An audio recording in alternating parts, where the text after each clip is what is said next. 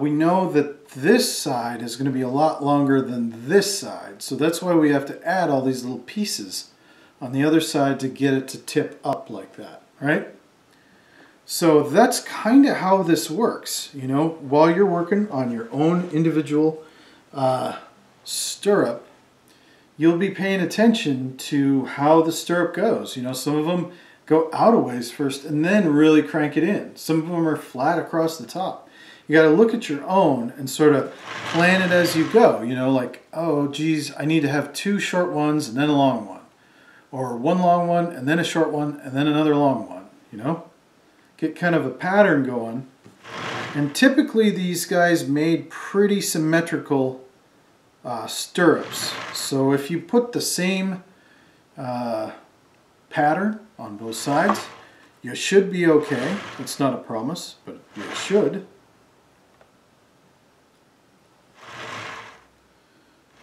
Okay, so it's dirty and fast, no doubt, but we're rolling here. Now, there's one other thing that I wanted to show you guys that I showed some of the other folks in class already. So we look at these two guys, and you know, they're kind of doing about the right thing. They're about the right thickness. But you can see that this one, at least from this side, that this one comes out a little farther than this guy over here. So how we heal that, how we change that, is we take a piece of clay out of the fattest part. We just kind of cut a little leaf shape out of there, right? Like a little, I don't know, like a long skinny like willow leaf or something, right? So I cut that piece out, and then I'm going to take and scratch inside the hole like crazy. Drop a little water on it, and then pull it together.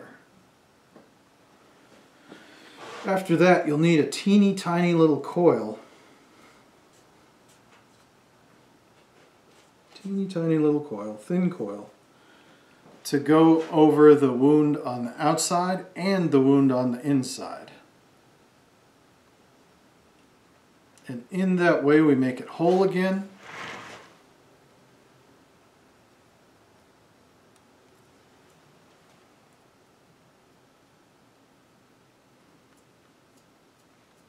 And there's less of that tumor on that side. So that's kind of what we needed, right? So you gotta cut some out when there's way too much clay in a spot. You can't just squeeze it in.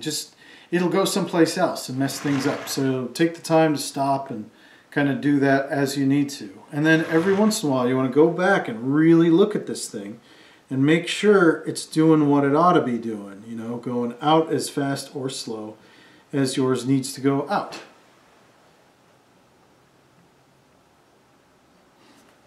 Okay, so I think that brings you guys to the point where we left off, and you know, I'm aware that I'm way ahead of you guys. I was ahead of everybody else too.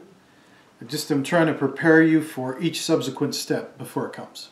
Okay, so that's it.